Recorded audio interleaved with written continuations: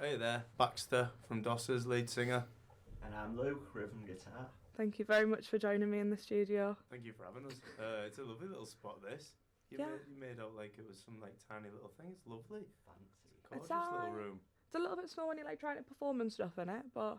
I did try and do a cartwheel, and I didn't really want to. Yeah, I know, straight into the board, it's fine. But, we'll try it again a different time. What type of music does your band play? Well, I'd say it's sort of like punk / grunge / rock, I suppose. Yeah. Whatever that may be, or whatever that adds up to. Yeah, I think lyrically it's more punk. What sort of you're writing about. I think in terms of the music, it's maybe not quite what you'd call punk. Yeah. Post-punk, maybe? Perhaps, I don't know. yeah. We don't know There's not many ourselves. Yeah, just use us something. At least just perform, it's fine. We'll make some noise Yeah. occasionally. What would you say your favourite songs are to perform when you do play? Mine would personally have to be Easy, because it's like always, we usually open on it, and there's something about when like the first verse ends and like the big hit comes in. It's like drugs for the brain and body. And Richard the Lionheart, just because I just love that song, and it's just a very nice song to deliver. It's fun, and because it's so sort of aggressive, but in like that almost comical, sarcastic way. It's always a really fun song for me to like to do. Those would be my two favourites, I'd say. It was always Trash for me. Just it's so high energy. It's like it's great to play live. But I think definitely recently, Richard. Yeah. I'm playing a little bit of lead in that as well, so I feel like an actual guitarist. You lovely little sod. Yeah, and I suppose because Richard was the most recent release, a lot of people seem to know it, and it's quite nice when people are like singing it back. Yeah.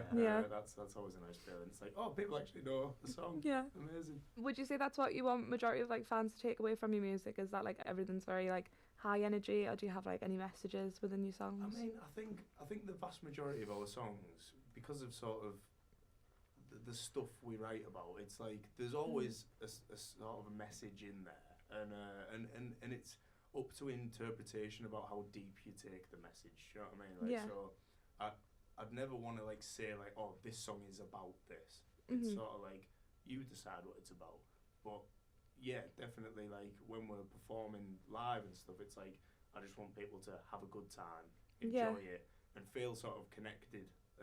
Like I think there's a lot of bands who maybe are too cool to enjoy themselves.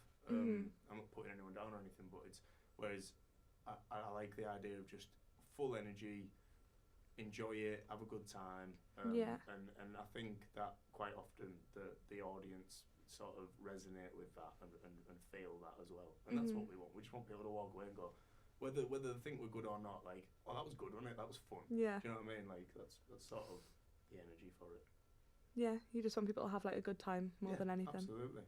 What strategies have helped you like maintain momentum? One that we didn't really understand, we've now got Charlotte Booty, who's like helping us. Shout out the Booty. Yeah, do our social media. These days it's massive. The other thing is things like this. You can't. Well, maybe you can, but it's hard to play a gig every single week and stay relevant by just gigging. I think things like this are massive as well. Just for me, it's just keeping the ball rolling. I think if you go too quiet for too long without producing anything, then it does tend to drop off. Yeah. But also it's keeping like enough. It's not being like constantly in everyone's face where it's like, oh, that's a bit much. Do you know what I mean? Yeah. But so yeah, like just like you said, you can't gig constantly, because I think sometimes it can do the opposite for you in the sense that you become almost diluted a little bit, and it's like, oh, you can see them every Friday at so and so or whatever, and it's finding that balance between like gigging as often as you can, but also sort of picking the right gigs and working out your like crowd and the people who enjoy your music. That being said, I do think when you're first starting out, particularly if you haven't played live, there's nothing wrong with just taking, well, I would say take whatever you can get play, get the Yeah. experience, and then you, like you say, you start to sort of work out what's right for you, and you know what gigs you like doing, who you like to gig with, things like that. Yeah, I mean, we're a small band, so we're in no position to tell anyone else what to do. Like, we're still like finding our feet and everything. But just keep pushing at it, and it's a lot more work than I think a lot of people expect. We definitely didn't expect it to be as much work as it is. Like Pollard said, with like social media, like little interviews, keeping on top of like just there's 1,000 things to do that isn't just playing a gig or writing a song. Like, which it'd be brilliant if that's all we had to do. But yeah, there's a lot of work involved, and it's like, make sure you're enjoying it while you're doing it. It's going to be hard work, but make sure you're still having a good time. I think another good bit of advice as well is, like, especially for around here, it's quite a small scene. You know, we're not in like central London. Be nice. Chat to bands. Yeah. You know, if you're just starting out, be nice, chat to people, and that gets you a lot of sort of momentum, because they then in return will ask you to gig and things like that. I see a lot of younger bands sort of who come in trying to be like Oasis and standoffish with people. I don't really think that's the way to go around here. Be nice. Be nice in general. Be nice. Yeah. Be kind. So how did you all come together in the beginning? Was it something that happened like organically? Did you have like a clear vision from the start? Me and this silly little sod we've been like best mates since we were 3-4-year-olds, something like that. So we were in bands growing up together.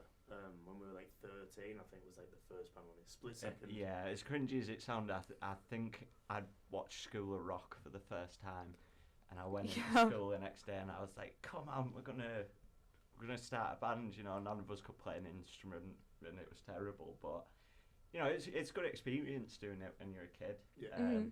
I think if I hadn't have done that, then starting now would have been so much more like nerve-wracking. Yeah, because I mean, we'd already like, to be honest, we probably played to more people in that band than we have in this one.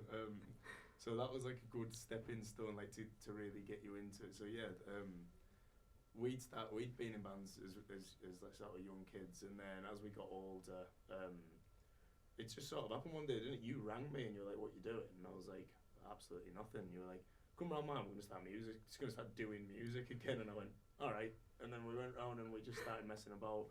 It was just, when we first started, I was just Pollard on an acoustic guitar, and I was singing. We were just doing like covers, and then we started writing some little stuff. But the songs we were writing were so different to the stuff we write now. It was like real like soft shoegazy, like Rex Orange County, that sort of thing. It was like all like real nice and gentle.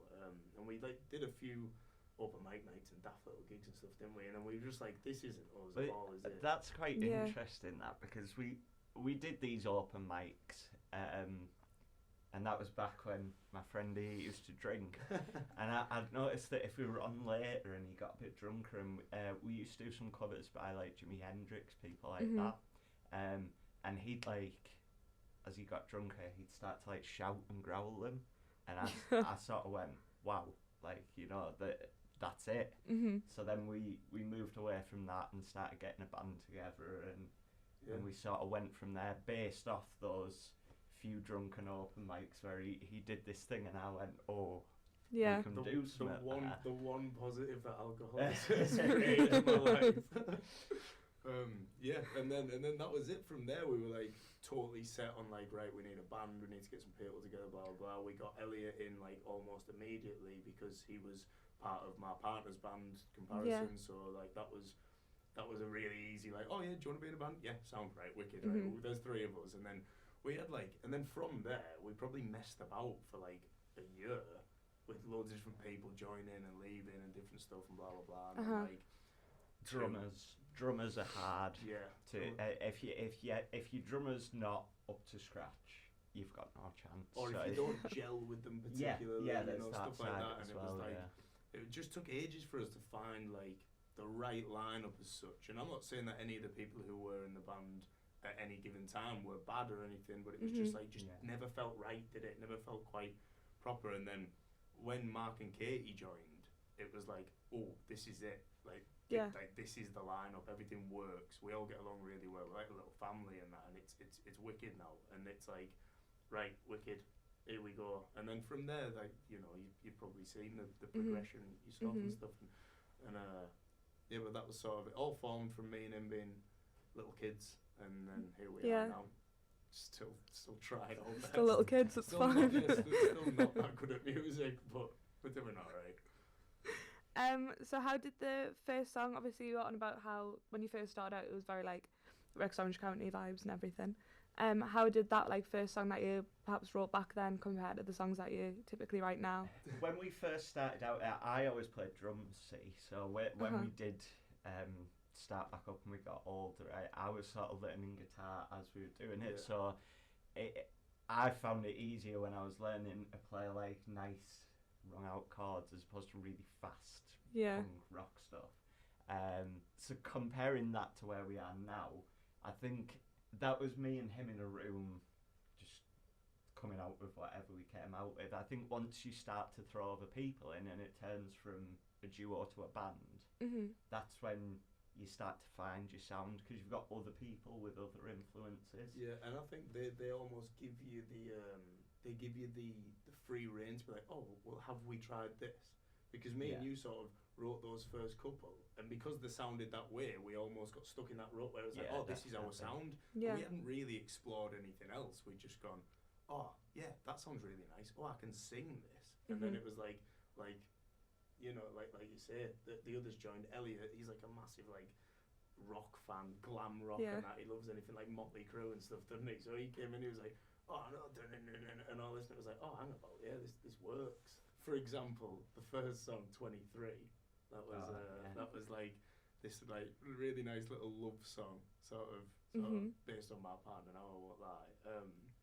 And then if you take that and put it next to like Trash or something like that, we it's might. miles away. I think I've still got the demo we did for that song.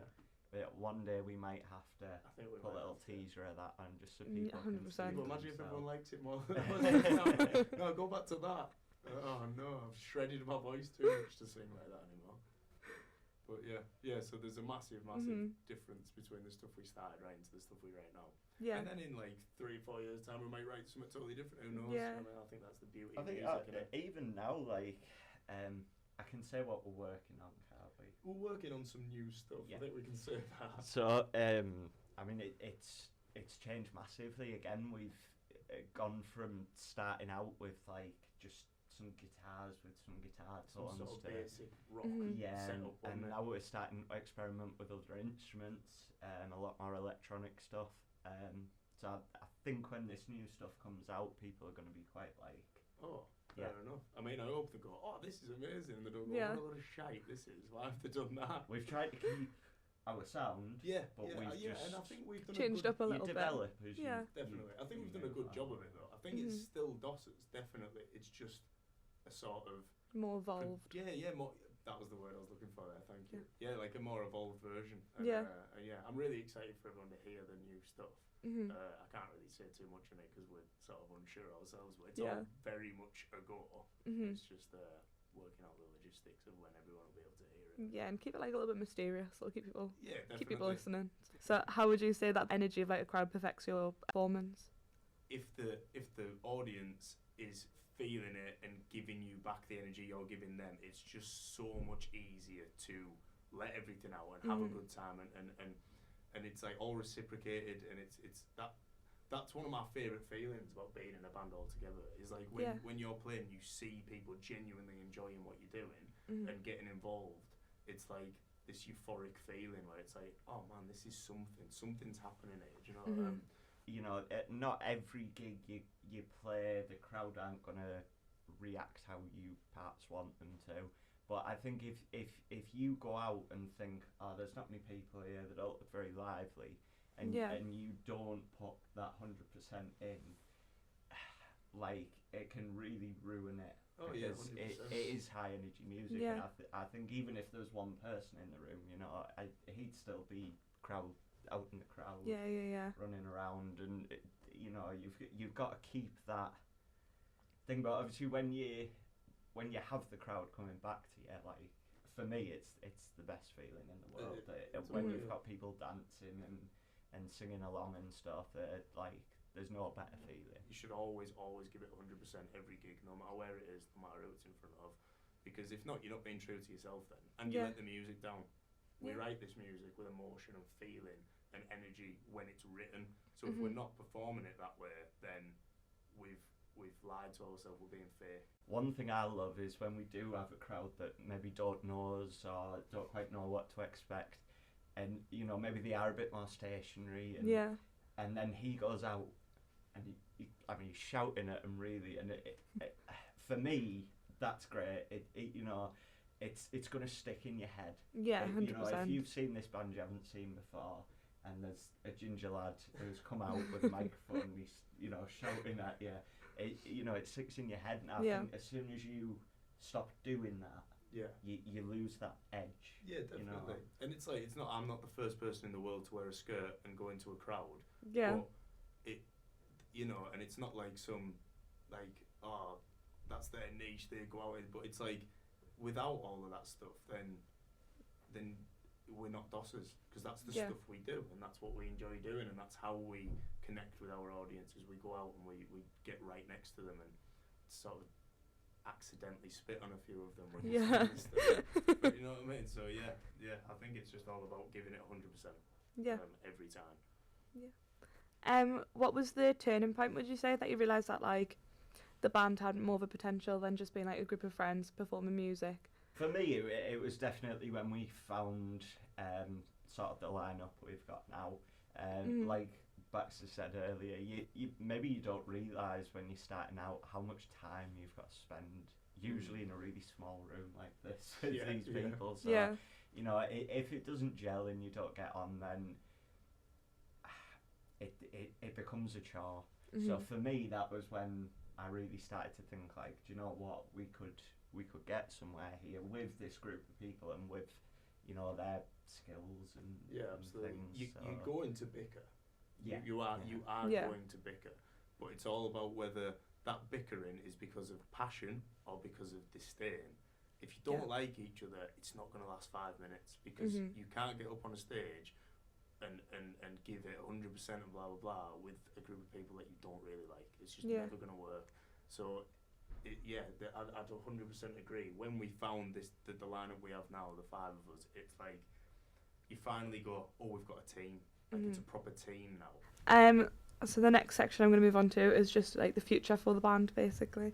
So like, say 5 years time, where would you like love to see yourselves? Where would you love to perform? Have you got like a dream venue? Probably just in a different band. You know what I mean? 5 years time, wow. Loads more music released. I'd love to do some festivals and stuff, like some proper like weekend festivals and stuff. I think it's saying like 5 years time, you know, I'd love to sit here and say, oh, you know, we'll be headline stage at Glastonbury, but I think, like, realistically for me, I just want to see us develop. I feel like the first couple of recordings we did, you know, I like them and everything, but I know we're not where we need to be, and we're definitely moving towards that now. So, lots of release music at a quality that, you know, we're all really happy with. And a big one for me, because we haven't done it yet, is just gigging out the area. You know, the furthest we've gone is like Sunderland, I think. So just maybe travelling about a bit, you know. I think it's really important, like you said, to sort of keep your ideas reachable. Do you know what I mean? I don't want to like you're saying. I don't want to say like, oh, in 5 years' time we'll be on the Grammys. You know what I mean? We're not. In 10 years' time we probably won't be. But it's like, it's good to just have those small sort of milestones and everything. Definitely. Like for example, getting some more music released, and as Paul had said, we're really starting to get to that point now, aren't we? Where like the recording and stuff, it's like, oh, this is starting to sound exactly how we want it to sound. And just pushing ourselves, and that's what a lot of it is, isn't it? And it's getting out of our comfort zone, and every time you're happy with something, change it, because it's like, right, now we need to step it up. Like try and not let anything get stale, and just keep working ridiculously hard at going. So 5 years time, might have a gig in Newcastle as opposed to Sunderland. Do you have like an approach when you create a set list for a live show? I think at the minute, and has been for a couple of years now, which I hope isn't stale, we always start with a certain song and end with a certain song. We usually start with Easy, just because it's my favourite song to open with. I just think it's the perfect opener to like grab people's attentions. Yeah. And then we always finish with No Thanks, because it's sort of our most like chaotic song, which gives everyone that like, you know, you want to grab people's attentions, and then you want them to have a good time in between, and then when they leave, you sort of want that last song to be like, oh bloody hell, like, you know, they have to go out and take a minute and have a chamomile tea or something and be like, just settle down for a moment. One thing I love with having No Thanks at the end is I don't know if it's the right word, but it is a fairly awful song. I mean, I'm not even really playing a guitar in it. I'm just making like screeches and all sorts of horrible noises. And we've started to do a thing at the end where sort of once it's finished, I sort of carry on making these noises. He's usually laid on the floor screaming. For me, that's like I personally, I hate to watch a band where they play the last chord, thank you, good night. Yeah. I like, when I've watched something high energy, I want it to build, and then something, and then that's like it, you know. Almost, yeah. So, that's and then, I mean, the set list has been fairly similar. I mean, without giving too much away, by the end of the year, I imagine it's going to change drastically. But, for now, I think we sort of found our set list. And we tweak a couple in the middle, don't we, every now and then, just to sort of keep it fresh. But it always begins with Easy, always ends with No Thanks, basically. And then from there, it's like the rest of it. Hope you enjoy the middle. You know? Has there ever been a performance that stood out because of the crowd's reaction, would you say? Yeah, I don't get me wrong, like, we've had some amazing crowd reactions, but I think the best one, just for how intimate and how close it was, is when we did our headline at Green Room. Yeah. It's a small room, it's a low stage, the crowd were right up. Obviously it was mosh pits, the atmosphere was insane, the drum kit was falling off the stage, like, it was just chaotic, and like, that stands out for me, that one. That felt like a punk gig. Yeah, it felt like the music we were playing was reflected in the room that night, and it was really cool. I suppose as well, with it being a headline, you know that everyone's there to see you, so that's always a nice feeling. We haven't done that many headlines really off our own back. We've been asked to headline a few things, but we've never, that was our first proper, like, oh yeah, this is a DOS's gig with supports and stuff, and that was wicked. For me, the first one that sort of jumps into my head was the Stockton Calling that you came to. It was just, we expected nothing, because we were opening it. And it was like, we thought, if we get 20 heads, I'll be buzzing. I'll be absolutely chuffed. We came out like 5 minutes before just to like stick a drink on the stage or whatever, make sure everything was set up, and there was about 10 people in the room, and I remember going back into like the green room bit and being like, right, there's not that many people, it doesn't matter, we'll just smash it, blah blah blah, like keeping everything hyped and that. And we were all like super excited for it, and we walked out, I just remember everyone going like, oh my god, it was heaving, like you couldn't move those people like going into the other room and stuff, and I was like, it was packed, no way. And obviously we played that, and I think, without sounding big-headed, the one thing I'll always brag about us is we put on a show. Yeah. Like, that is the one thing we are really good at. We're good at playing live. We're good at giving the energy. We're good at, like, you know, showing people sort of what we can do on the stage. And that day just felt like, for the rest of the day, I felt like an absolute hero. Like, it just felt amazing, because everyone in that room, and a lot of them were probably being like, oh, it's first band, we'll just go and see him. But every single person in that room either had a face on them like a face of shock, or just they were well into it. And like the reception we got from that day was amazing. And for the rest of the day, there was a lot of like, oh, you guys were class, and people coming up and talking to us and stuff. It felt like the first time we'd played like a bigger festival like Stockton Calling or whatever, and it was like, that felt right. No, it was so cool. So that one was always one that'll stick out for me, just for the sheer amount of people who turned up for us was wicked. How would you say that, you know, like when a song's ready to be released or performed, obviously I know you're working on stuff at the minute, but like, is there like a specific feeling that you have? Released is interesting. I don't think you ever do you? No, it gets to a point where we have to give ourselves deadlines, don't we? It's sort of like, right, it has to be released by then, so we're going to have to stop tinkering with it at some point. Yeah. Because I think that's part and part of creating, isn't it? It's like, you're never quite happy. Yeah, absolutely. You never quite think it's where it should be, or, oh, could this be better? Could we add a bit here? Da-da-da. And then you get this, like, this real sort of bad habit of like changing stuff too much, and it has to be at a point. I think that's where the fact we have like a team of us, it's like sort of one of us can say no, leave it, it's fine where it is. Like, do you know what I mean? But yeah, it's I think playing it live, it's like getting a recording room and like a practice room, whatever, and just keep at it until it sounds about right. But then it'll get changed again and again. I think music's quite fluid in that sense, isn't it? You can keep messing about with stuff. Yeah, I think it's going to be quite interesting for us with the new songs, because we've always recorded in a practice room, all of us. Not recorded, like written. Yeah. And it's all just sort of happened in that room, whereas now, you know, someone will go in and lay down a guitar part, someone else will go in and add to it. So we won't have actually ever played these songs live probably until they're done. Yeah, that is weird. Yeah. So it's going to be strange for us that, like, I guess doing it how you should do it. Yeah. It's sort of like backwards to how we would do it. Yeah. Like that tended to be the way we wrote, was like, right, everyone come here and someone will have had a vague idea, or someone will have like a riff or a drum beat or whatever, and then it's like, create something to that. We've got 2 hours, you know, and then and a lot of our really good songs have happened that way. Like Richard the Line Art was done in about 15 minutes when it was ridiculous. Like, it just happened so naturally that it was wicked. But with the you know, sort of the things that we're working on at the minute, it was like, I want to put hours and hours and hours into these and make sure they're exactly how we want them to be. And yeah, we've done it in a totally different way than we usually would.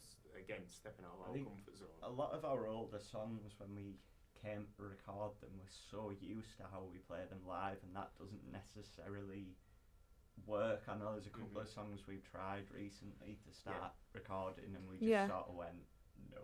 Yeah. Like, they don't work because they were written for playing live, so when you try put them down, it's like, what? What is the feeling that you want people to take away when they listen to your music? I just want people to feel heard and understood. And that's from me personally. That's how I write. I write a lot about what people like, the 3 of us, and like the vast majority of the area we live in, and probably the vast majority of the country. Yeah. How they feel, and the sort of the way we attract as working / middle class people. I don't really believe there's that great of a difference between those 2 things anymore. And I just want people to feel like, if the very, very small platform we have, we are doing it for you guys. In that sense, it's like, this is how we feel, this is the things we see in our day-to-day life. I want the idea that someone else could resonate with that and could understand and feel something from that. Yeah. That's why I do it, in that sense. I get my frustrations and my feelings out through song, and if people can feel something similar to me, or their own way of interpreting it, then amazing. That's what I do it for. I do it for the idea of a little bit of unity and a bit of sort of sharing a bit of love. Yeah. And that's what I'd love people to take from it. Whether they do or not, they might not. Who knows? That was quite a profound answer. I don't know if I can follow that, but no, like, it's the same for me. If people can relate, because that's what it's about. You know, I'm not going to say the lyrics aren't clever, but they're very like in your face. They're very straightforward. You know, you're not dancing around anything. But that's why I love them, because, you know, you can listen to that and think, well, I felt that. And, you know, it's the same when we're writing. If he shows me, you know, some lyrics that he's written, and that makes me feel a certain way, then I'm going to play the guitar in that way that I feel. So if people can then dance, sing along, whatever, to what we're doing and enjoy it, you know, that's it. And make loads of money as well. Oh, yeah. I just want a Ferrari, you know. I can even drive. Yeah, there's just emotion. I want people to feel whatever emotion they feel Yeah. to whatever they're listening to. And whether it's the same emotion as I felt when I wrote it, I don't mind. It doesn't matter. That's not what it's about. I just want people to feel something and like you say, relate and possibly understand what we're talking about and feel better from shouting it around in your bedroom or whatever. You know? But yeah, that's it really. Just, you know, be kind. Yeah. Share love and be a good person. I just want to thank you both so much again for coming on. It's been Thank you. lovely. Yeah, Lovely you. having you on and interviewing you both. Yeah, thank you for having us. Yeah. Amazing. Cheers. Amazing. Thank you. Amazing.